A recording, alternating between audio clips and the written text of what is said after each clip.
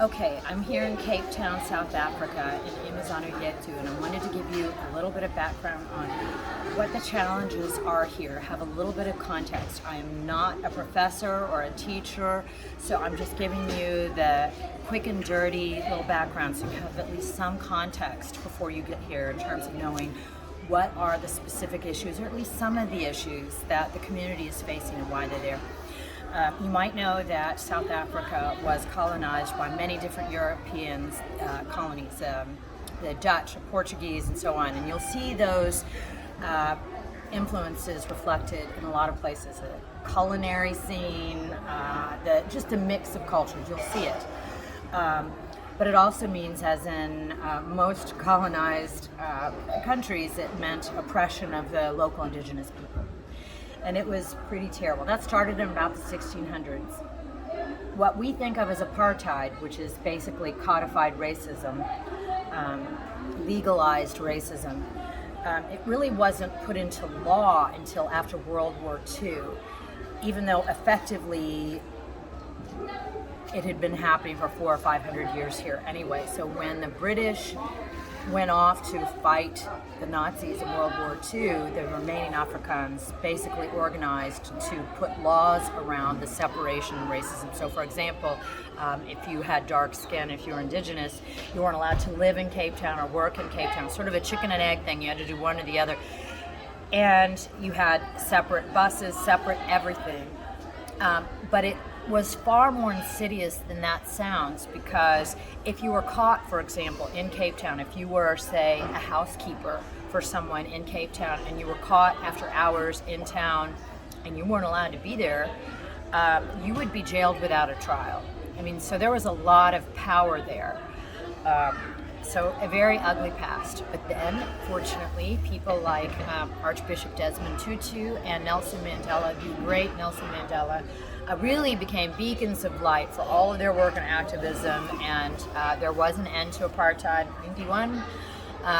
So after 91, things started changing. Doesn't mean everything is great and perfect, obviously. So it means that so many people, most of the indigenous South Africans, a good majority of them living in townships, which you'll see in other videos I've made, with homes when they've moved to cities for a better job. Most of them came from the Eastern Cape in the early 90s to get more work and to have a higher wage and hopefully raise their standard of living. They came here, they obviously couldn't afford the land, so they did what we call squatting, where they would set up whatever home they could with whatever found materials in whatever crevices they could.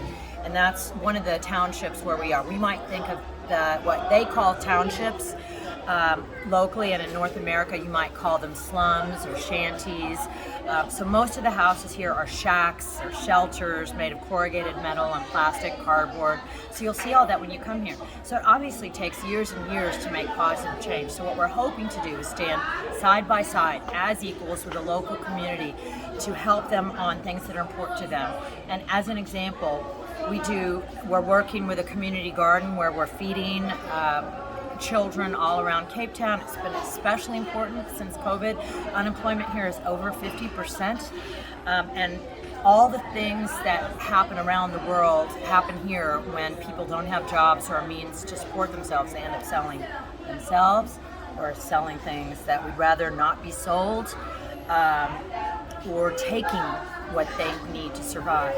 So by providing food, by providing enhancements to education, we've been rebuilding homes that have been destroyed by fire. Fires are very common here. People make open air fires with whatever they can. And on Friday and Saturday nights when they're drinking, if any of those shanties catches on fire, because they're all connected and there's no space between them, it usually destroys many homes. And we had a guy die a couple weeks ago. So we're rebuilding homes, working on education, working on food, and working on recreation so that kids have some meaningful, healthy way to spend their free time.